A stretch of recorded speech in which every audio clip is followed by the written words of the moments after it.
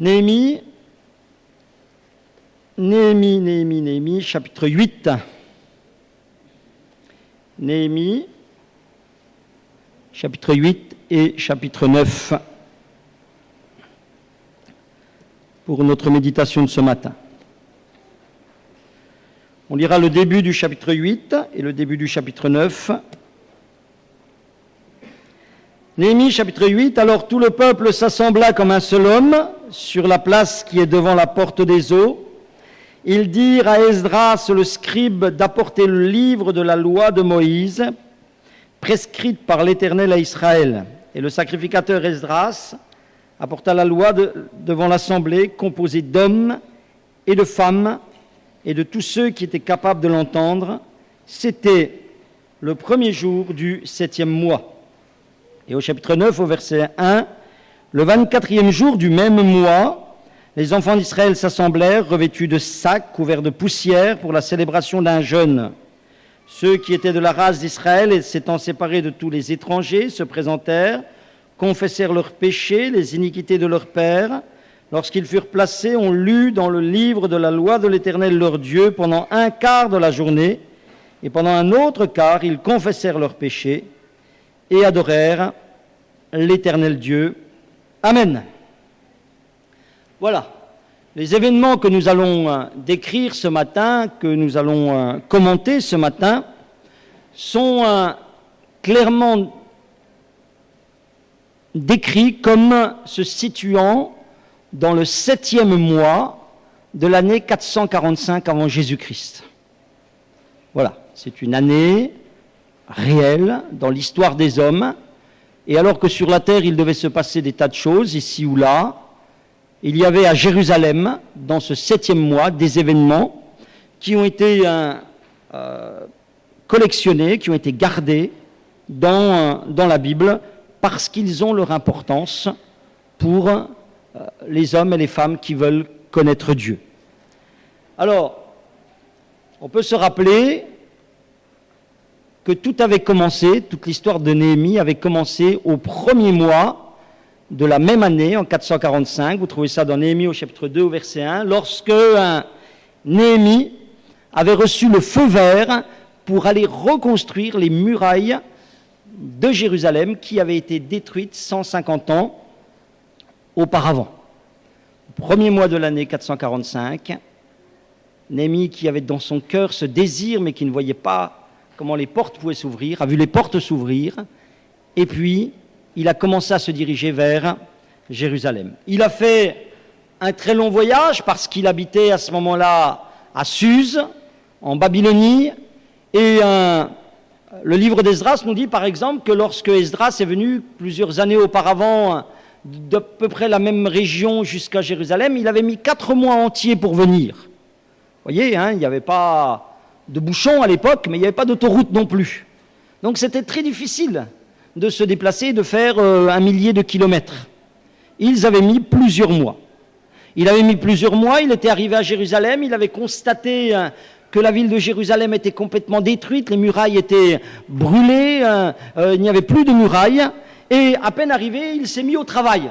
Il s'est mis au travail, il a engagé tout le peuple, et malgré cette situation désastreuse du départ, l'Écriture nous dit, en Néhémie au chapitre 6 au verset 15, que en 52 jours, c'est-à-dire pas tout à fait 2 mois même, la muraille fut achevée, Néhémie 6,15, le 25e jour du mois d'Élul, c'est le 6e mois, en 52 jours. Voilà. Le mois d'Élul, donc, étant le 6e mois, le mois qui précède. Le 25e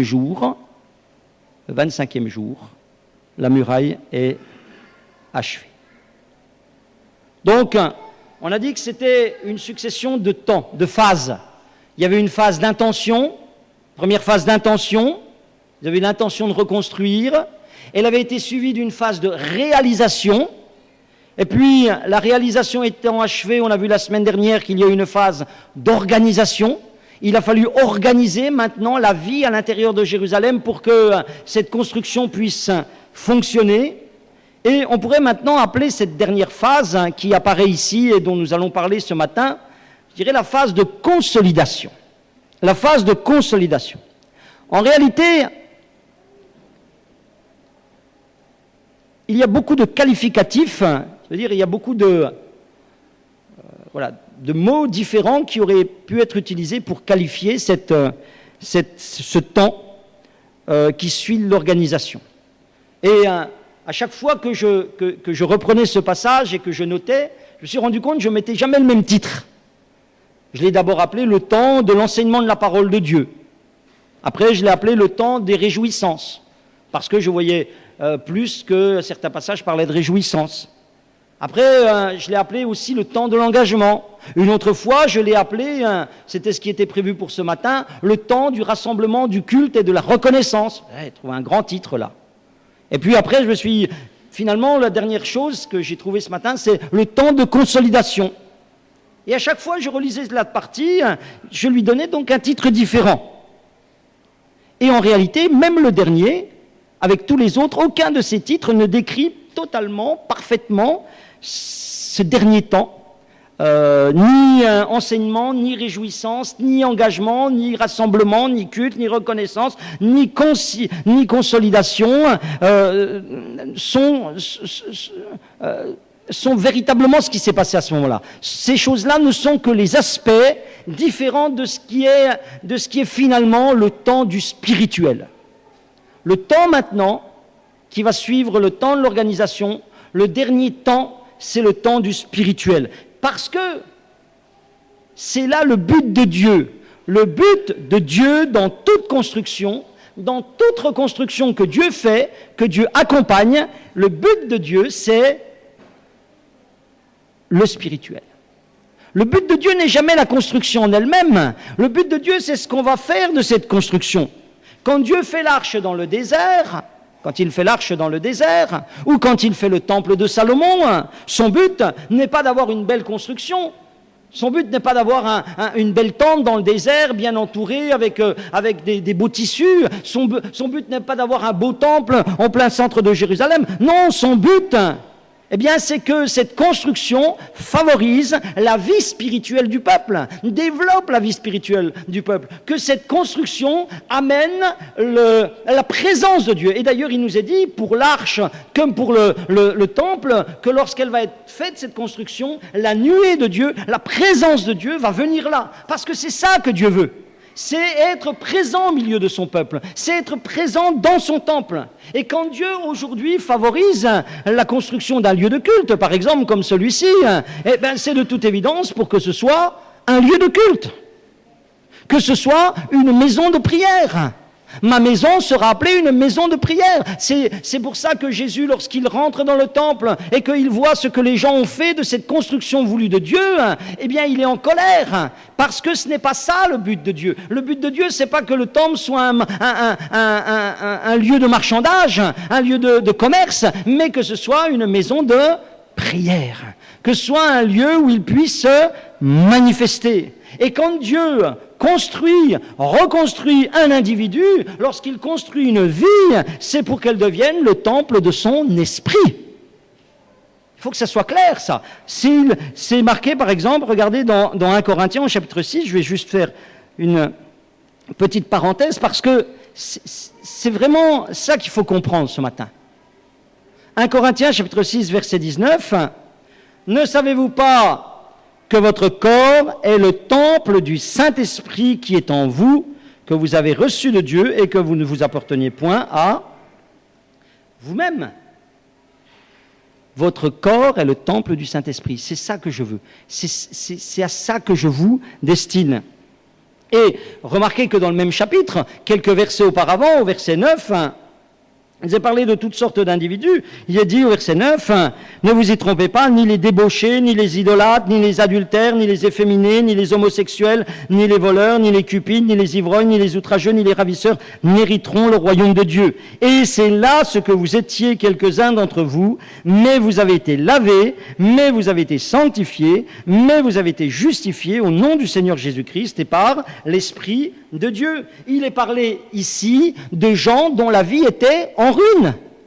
comme les murailles de Jérusalem, des vies qui étaient en ruine moralement, des vies qui étaient certainement en ruine physiquement, parce que quand on vit dans le péché, quand on vit dans l'alcool, quand on vit dans toutes sortes de péchés, on a des conséquences dans son corps. Et à ce moment-là, notre corps n'est pas le temple du Saint-Esprit, il est le temple de toutes sortes de passions. Voici des gens dont les vies étaient des temples pleines de passions. Mais il nous est dit que Dieu les a transformés, que Dieu les a lavés, que Dieu les a pardonnés, qu'il les a justifiés. Pourquoi faire? Pour qu'ils deviennent le temple de l'Esprit. Pour qu'ils ne soient plus habités par ces passions, mais qu'ils soient habités par l'Esprit de Dieu. Pour qu'ils aient non pas une vie religieuse, mais qu'ils aient une vie spirituelle. Dieu, entendez bien ce que je vais vous dire maintenant, Dieu veut qu'on fasse du spirituel avec nos vies. Dieu veut qu'on fasse du spirituel dans nos vies. Et dans la même lettre aux Corinthiens, et après je reviens à Néhémie, dans la même lettre aux Corinthiens, 1 Corinthiens chapitre 2 verset 14, « Mais l'homme naturel n'accepte pas les choses de l'Esprit de Dieu, car elles sont une folie pour lui, il ne peut les connaître parce que c'est spirituellement qu'on juge. » Voilà.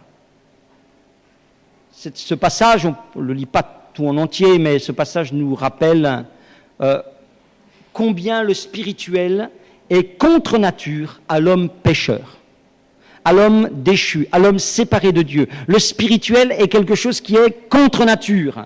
Naturellement, nous faisons très bien du religieux, mais nous ne faisons pas du spirituel. Nous faisons du religieux qui ressemble au spirituel, mais ce n'est pas du spirituel. Je me souviens, un jour avec les garçons, nous avons fait un test parce qu'ils disaient toujours « Ah, mais il faut du vrai coca ». Je dis « Vous êtes incapable de reconnaître le faux du vrai coca ». Alors on a fait un petit test, un blind test, comme on dit, les yeux fermés. Et effectivement, c'était assez concluant. Ils arrivaient à reconnaître le vrai du faux.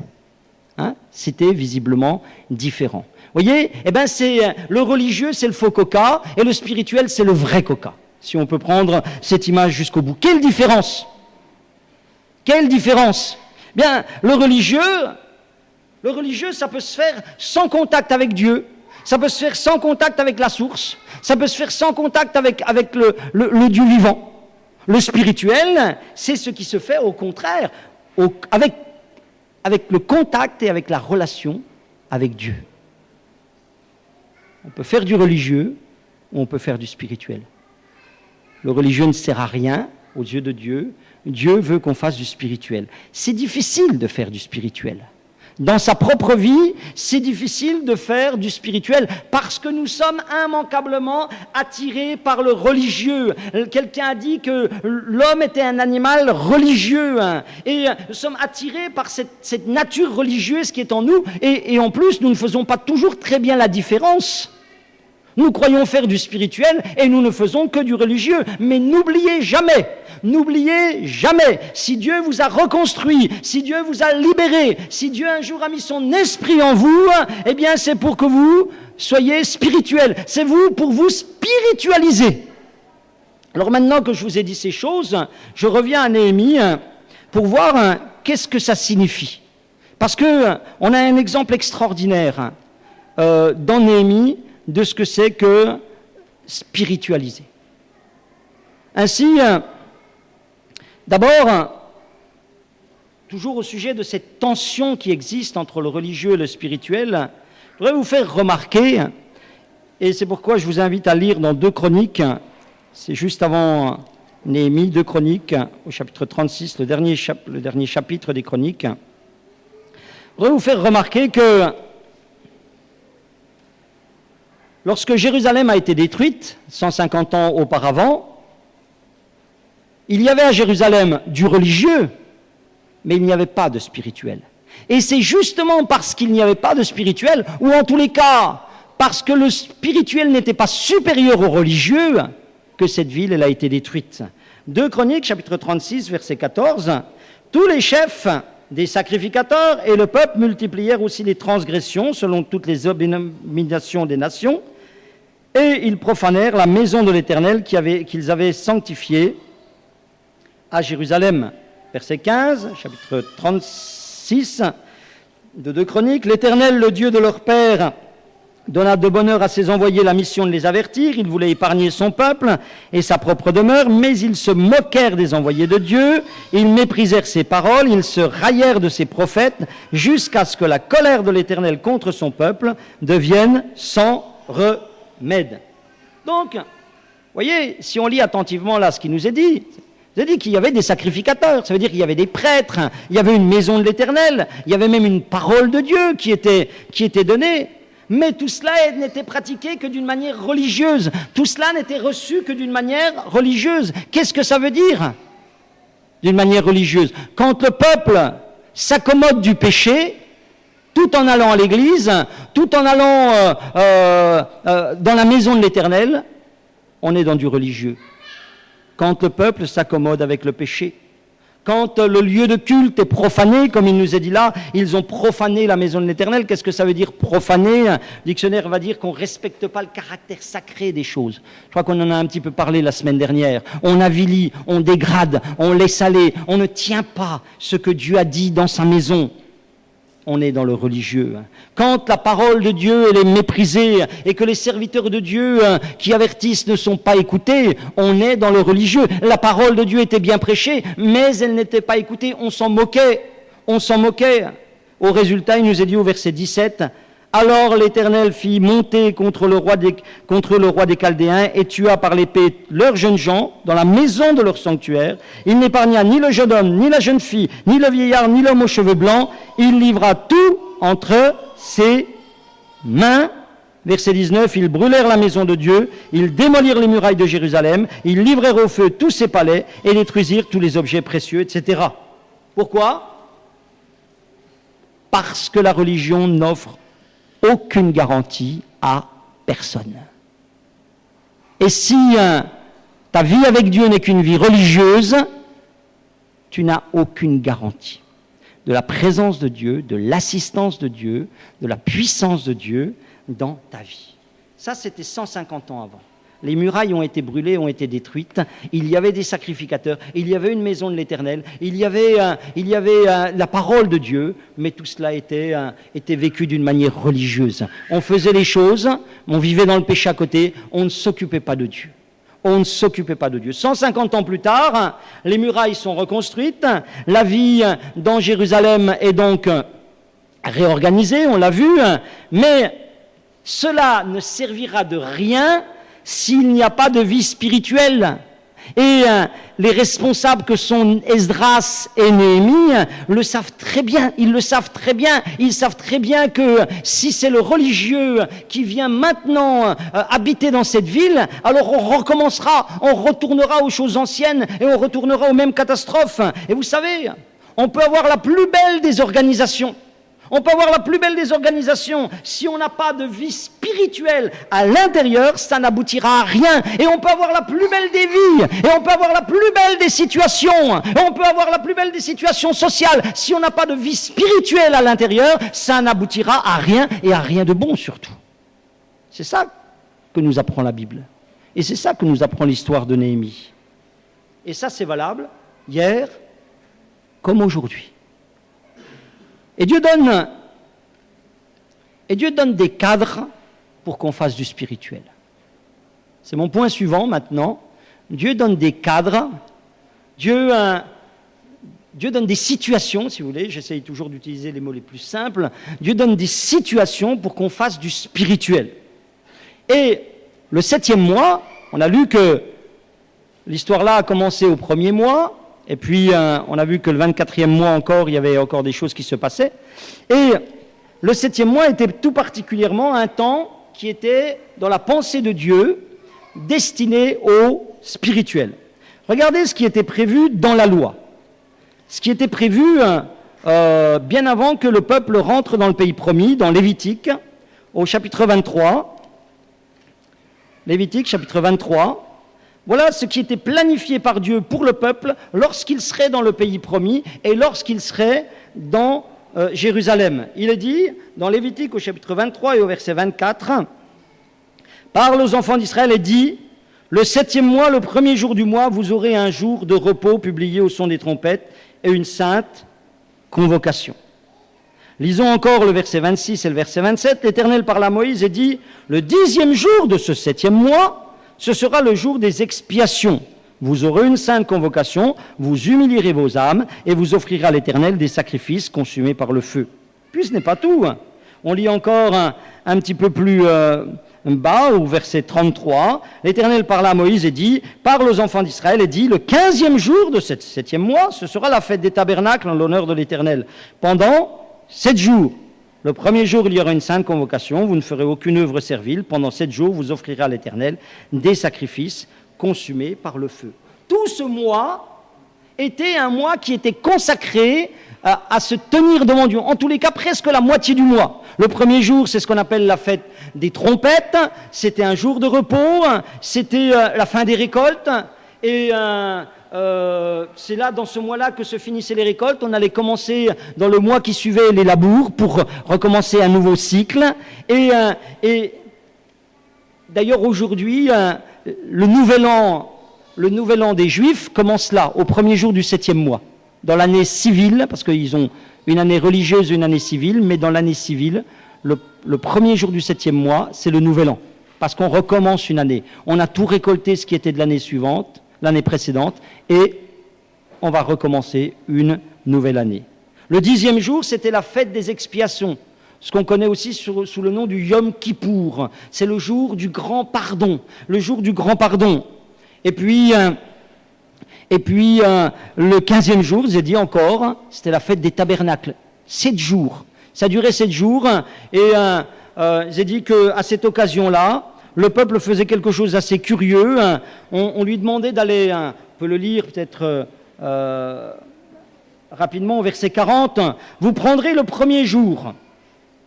23-40, Lévitique 23-40. « Vous prendrez le premier jour du fruit des beaux arbres, des branches de palmiers, des rameaux d'arbres touffus et des saules de rivière, et vous vous réjouirez devant l'Éternel votre Dieu pendant 7 jours. Vous célébrerez chaque année cette fête à l'Éternel pendant 7 jours. C'est une loi perpétuelle pour vous et vos descendants. Vous la célébrerez le 7e mois. Vous demeurerez pendant 7 jours sous des tentes. Tous les indigènes en Israël demeureront sous des tentes, afin que vos descendants sachent que j'ai fait habiter sous des tentes les enfants d'Israël, après les avoir fait sortir du pays d'Égypte. Je suis l'Éternel, ton Dieu. » Voilà donc ce que Dieu demandait au 7e mois. C'était quelque chose de remarquable. La fin de l'année, je vous ai dit, au début de l'autre année, Dieu demandait que le peuple fasse une pause spirituelle. Qu'il fasse une pause spirituelle importante, une pause spirituelle faite de repentance et de reconnaissance. Le 10e jour, c'était la repentance, le Yom Kippour. Kippour, ça vient de l'hébreu qui veut dire couvrir. C'était ce moment où toutes les fautes passées pouvaient être couvertes.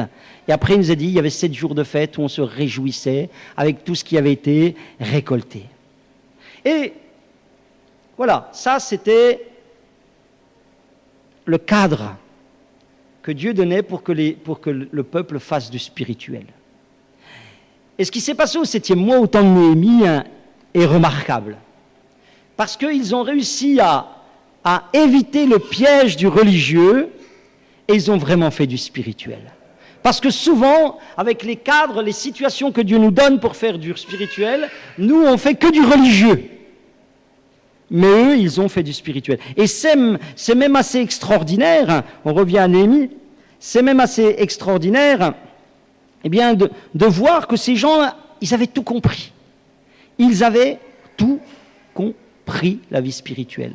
Et beaucoup de gens, beaucoup de chrétiens n'ont pas compris la vie spirituelle. Ils n'ont pas compris la vie spirituelle. Vous savez, ils auraient pu se contenter d'obéir aux prescriptions de la loi concernant le 7e mois. Et puis, alors c'était quoi? C'était de faire des sacrifices. C'était demandé, si on avait lu attentivement Lévitique 23, on a vu souvent, vous ferez des sacrifices consumés par le feu, on se rendra compte qu'ils avaient même chaque jour des sacrifices à faire, etc. Et puis ils auraient fait ça, ils auraient dit, Seigneur, tu vois, on a obéi à ta parole, et puis ils auraient eu bonne conscience. Non, ils n'ont pas fait ça. Ils se sont servis du cadre, ils se sont servis de ce 7e mois qui était un 7e mois où il fallait s'arrêter, faire une pause spirituelle, ils s'en sont servis pour chercher Dieu. Si vous lisez Lévitique, vous verrez que le premier jour, le 10e jour, le 15e jour, il y avait donc des sacrifices à faire. Or, dans tout le passage de Néhémie, il n'y est jamais question de sacrifice. Peut-être légèrement une fois, là, au chapitre 8, hein, mais ce n'est pas dit spécifiquement qu'ils ont fait des sacrifices. Non. Ils ont lu la parole de Dieu. À mon avis, les sacrificateurs ont fait les sacrifices. Ils ont obéi, hein, mais ça n'était pas l'essentiel. Ils ont compris que ça n'était pas l'essentiel. L'essentiel, c'était que le peuple entende la parole de Dieu et la mette en pratique. Et c'est pour ça que, dans tout ce temps du mois, vous lisez sans arrêt, au chapitre 8, au verset 3, Esdras lut dans le livre depuis le matin jusqu'au milieu du jour. Depuis le matin jusqu'au milieu du jour. 4 heures de lecture. Au verset 8, il nous est dit, ils lisaient distinctement dans le livre de la loi de Dieu et ils en donnaient le sens pour faire comprendre ce qu'ils avaient lu. Au verset 18, il est dit, on lut dans le livre de la loi chaque jour, depuis le premier jour jusqu'au dernier.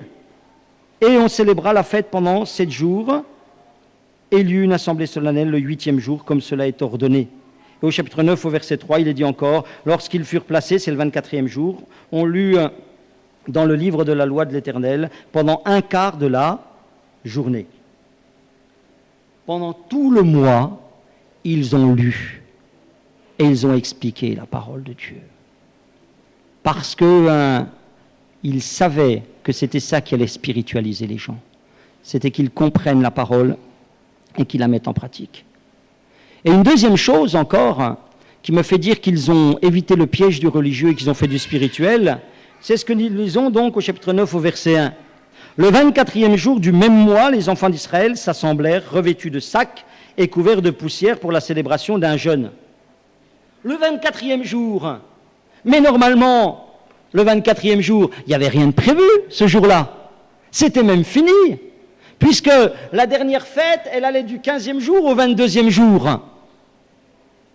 Et puis c'était fini. On pouvait passer au labour, on pouvait passer à autre chose. Il y avait eu 7 jours qui étaient consacrés à Dieu. On aurait pu penser que le peuple a dit, bon, allez, c'est bon, hein. Ça fait un moment qu'on y est dans cette affaire-là. On va peut-être passer à autre chose. Bien non. Le 24e jour, alors que c'était déjà en dehors du temps, ils ont refait un deuxième Yom Kippour. Ils ont fait un deuxième jour des expiations. Ils ont confessé leurs péchés. Ils ont déchiré leurs vêtements. Ils se sont humiliés devant Dieu. Après celui que certainement ils avaient fait le 10e jour, ils en ont refait un le 24e jour. Voilà ce que c'est du spirituel. Ça, c'est le spirituel. Le spirituel, c'est ne pas se contenter d'accomplir ses devoirs. Ça, c'est du religieux. Le spirituel, c'est de chercher Dieu pendant le temps qu'il a prévu pour cela, et même en dehors du temps qui est prévu pour cela. Et au verset 9 et au verset 10, bien, il nous est dit que ce jour était consacré à l'Éternel, ne soyez pas dans la désolation, dans les larmes, car le peuple pleurait et en attendant les paroles de la loi, il leur dit, allez manger des viandes grasses, buvez ce qui est doux, envoyez des portions à ceux qui n'ont rien de préparé, car ce jour est consacré à notre Dieu, ne vous affligez pas, car la joie de l'Éternel sera votre force.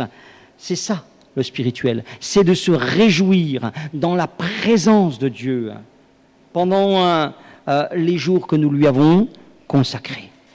Et vous savez, c'est exactement notre histoire. C'est exactement notre situation. Vous savez, on peut venir dans ce lieu le dimanche et les autres jours de la semaine, soit pour faire du religieux, soit pour faire du spirituel. Soit pour faire du religieux, soit pour faire du spirituel. Soit on vient pour accomplir ses rites habituels, on vient prendre son culte, on vient prendre sa sainte scène, on vient prendre son culte, hein, on vient écouter la parole de Dieu et on ne l'écoute pas. 25 ans qu'on l'entend, Ernest, hein, on le connaît par cœur. On vient écouter la parole de Dieu et on ne l'écoute pas. On est là physiquement, mais on ne participe pas spirituellement, on n'ouvre pas sa bouche, on n'ouvre pas son cœur.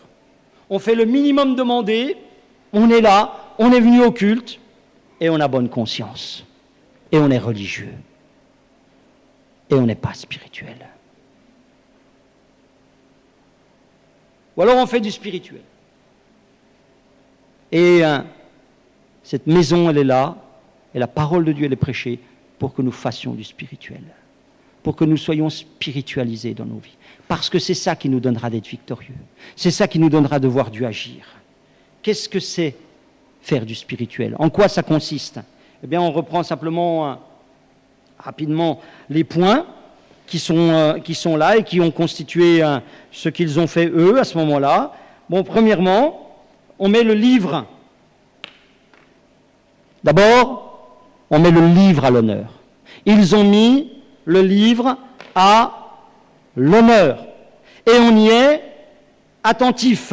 Il nous est dit, Esdras lut dans le livre de la loi depuis le matin jusqu'au milieu du jour, sur la place qui est devant la porte des eaux, en présence des hommes et des femmes et de ceux qui étaient capables de l'entendre. Tout le peuple fut attentif à la lecture du livre de la loi. On le lit tous les jours. Est-ce qu'on lit la Bible?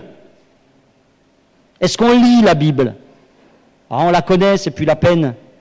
Oui, on sait vaguement. Non, on ne la connaît pas. Vous connaissez peut-être les histoires, mais la Bible, elle est spirituelle. Vous savez, c'est pour ça que nous, on fait les petits groupes de croissance. Parce que quand on fait les petits groupes de croissance, on s'oblige à lire 25 chapitres par semaine. On se donne des cadres pour qu'on puisse faire du spirituel. On a besoin de cette parole de Dieu qui rentre dans nos vies. On a besoin que Dieu nous parle au travers de sa parole. Si on ne lit pas la Bible, on est religieux. On peut être spirituel que si on lit la Bible. On peut demeurer spirituel que si on lit la Bible. Ça, c'est un premier point. Et tout le passage nous dit que pendant tout ce mois-là, ils ont lu la parole de Dieu. Ils l'ont lu tous les jours. Deuxièmement, c'est cela, et faire du spirituel, on participe physiquement, vocalement, au rassemblement. Il est dit, au verset 6, Esdras bénit l'Éternel, le grand Dieu, et tout le peuple répondit. Tout le peuple répondit en levant les mains, Amen, Amen. Et ils, au pluriel, s'inclinèrent, E-R-E-N-T, et adorèrent, E-R-E-N-T, ça veut dire au pluriel, ça veut dire tous, l'Éternel, le visage contre terre. On participe physiquement. On participe vocalement. Si je viens dans ce lieu, mais que moi je ne réponds pas Amen, mais que moi je ne me donne pas au Seigneur, mais que moi je ne m'incline pas, mais que moi je n'adore pas, alors je fais du religieux, je ne fais pas du spirituel. Parce que je ne suis pas en vie avec mon Dieu, je ne suis pas en relation avec mon Dieu. En tous les cas, je ne cherche même pas cette relation. Je suis une carpe.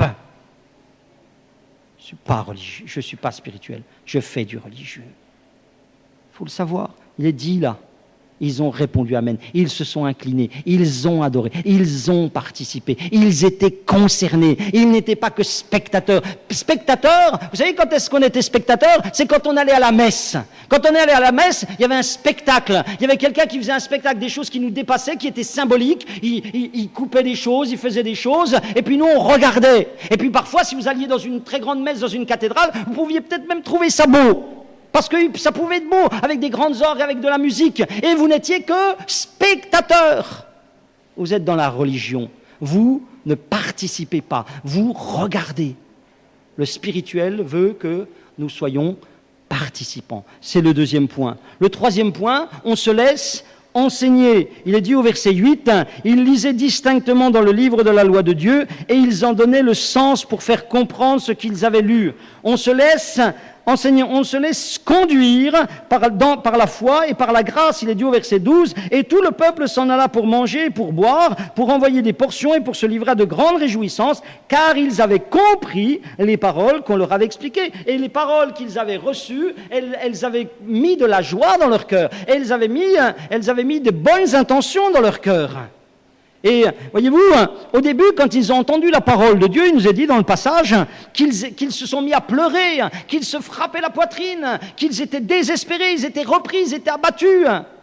Et puis ils étaient inconsolables, ils disaient mais malheur à nous, oui on a fait n'importe quoi, on a vécu dans le péché, on a été religieux, c'est pour ça qu'on a eu tous ces malheurs. Et puis ils étaient là, ils étaient dans une condamnation. Et il nous est dit que les serviteurs de Dieu qui étaient là leur ont dit ben oui, c'est vrai, mais maintenant, il faut que vous regardiez à Dieu.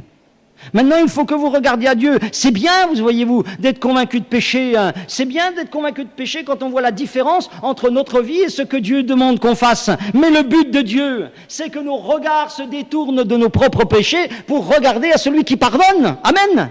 Et quand vous venez ici et que vous entendez la parole de Dieu, et que la parole de Dieu, elle vous met des coups derrière la tête, parce que c'est vrai, vous n'êtes pas la gloire de Dieu. Ni moi non plus, hein. Ce qu'il faut faire, hein, c'est pas vous fâcher contre Dieu qui vous reprend, c'est pas partir en boudant, c'est pas vous refermer comme une huître, hein, mais c'est de regarder vers celui qui vous pardonne, et de vous réjouir, hein, et de repartir avec d'autres désirs, d'autres intentions. Hein. C'est ça être spirituel. Le religieux, il tend le dos, il baisse la tête, il dit « Oh, ça passera, oh, dans une demi-heure, on n'en parlera plus, et je vais continuer comme avant, et ça ne changera rien. » Le spirituel, il sait qu'il a un Dieu qui pardonne, il cherche ce Dieu-là, il se laisse pénétrer de ce message de la grâce. La parole de Dieu, elle peut nous reprendre, mais c'est pour nous amener au Sauveur, c'est pour nous amener à la grâce. Et puis encore, qu'est-ce qu'on fait quand on est spirituel? Bon, on met la parole de Dieu en pratique.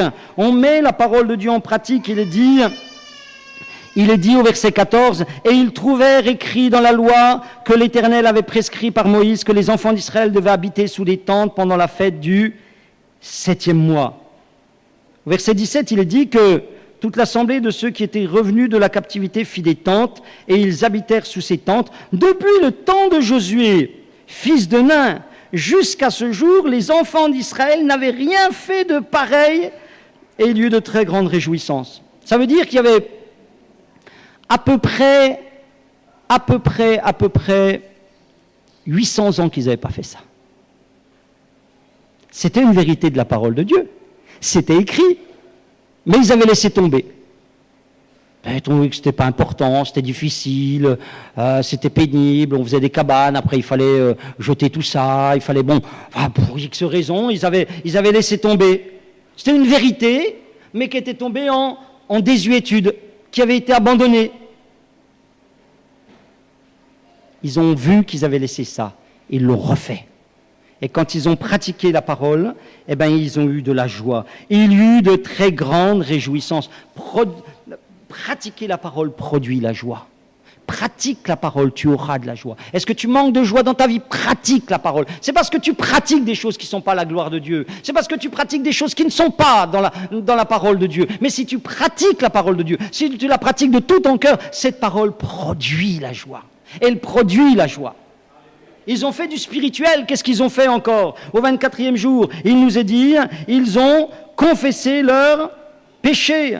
Ils ont confessé leurs péchés pendant, verset 3, il nous est dit, et pendant un autre quart, ils confessèrent leurs péchés et adorèrent l'Éternel Dieu.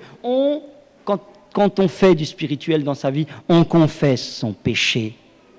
Pour ça que dans les groupes de croissance, on rend compte aux autres de nos vies, parce qu'on veut être spirituel, on veut grandir en sainteté, on veut grandir dans la justice de Dieu.